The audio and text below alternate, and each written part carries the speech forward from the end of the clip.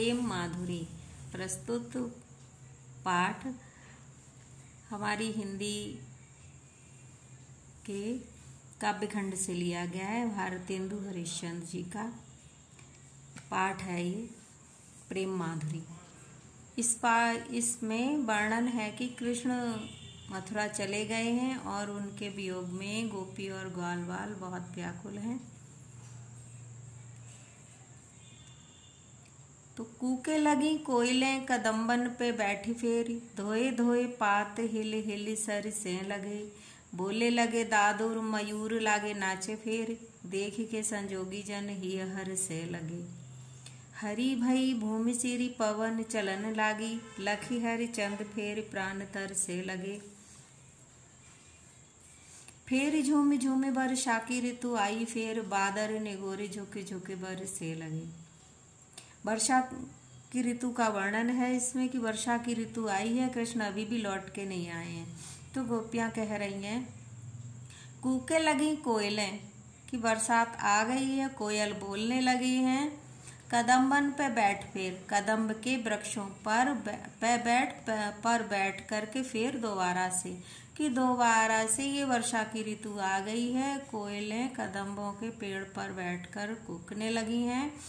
धोए धोए पात, वर्षा के कारण पेड़ों के जो पात पत्ते हैं धुले धुले हो गए हैं। हिली हिली सर से लगे और हिलते हुए साफ सुथरे बहुत सर से सुंदर लगने लगे हैं। बोले लगे दादुर मेढक, दादुर मेढक बोलने लगे हैं बरसात में। मयूर लागे नाचे फिर, और बादलों को देख करके बरसात में मोर दोबारा से फिर से नाचने लगे हैं। देख के संजोगी जन ही हर से लगे, देख के संजोगी जन, संजोगी जिनके प्रियतम उनके पास हैं, ऐसे लोगों को देख करके हमारा हृदय भी बहुत खुश होने लगा है। हरी भरी भूमि, और सारी धरती हरी भरी हो गई है पानी लगने के कारण। सीरी पवन चलन लागी, सीरी ठंडी, और हवा भी अब गर्मी के बाद ठंडी हवा चलने लगी है। लखी हरि चंद फेरी प्राण तर से लगे। लखी देख करके हरिश्चंद्र जी कह रहे हैं कि अब ये सारा मौसम इतना सुंदर, सारी चीजें देख देख कर फिर से हमें कृष्ण की याद आने लगी है और उनको देखने के लिए हमारे प्राण तरसने लगे हैं। फिर झूम झूम वर्षा की ऋतु आई, फिर हे सखी ये झूम झूम कर वर्षा हो रही है, ये बरसात की ऋतु फिर से आ गई है। बादल निगोरे झुक झुक बरसने लगे, ये बादल निगोड़े, ये बादल फिर से झुक झुक के बरसने लगे, लेकिन कृष्ण अभी तक नहीं आए हैं।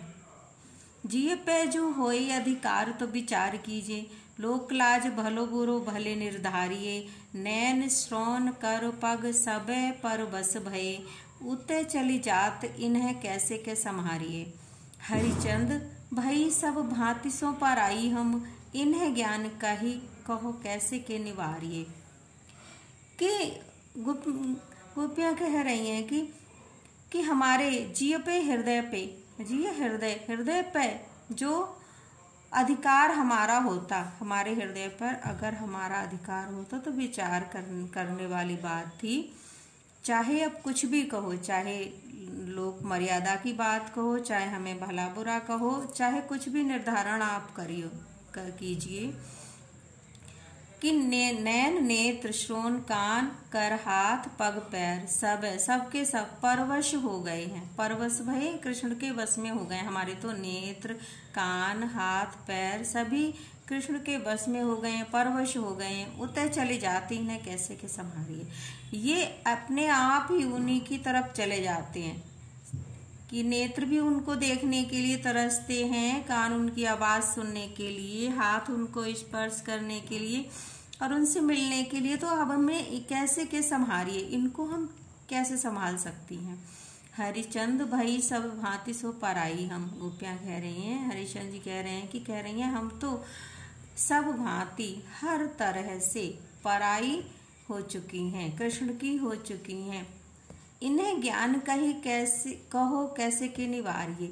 अब इन्हें कौन सा ज्ञान और कैसे इनका निवारण किया जाए, यानी कि इनको अपने वश में, ये हमारे वश में नहीं है, इनको कैसे वश में लाएंगे, कौन से ज्ञान से कैसे इनको अपने वश में करेंगे।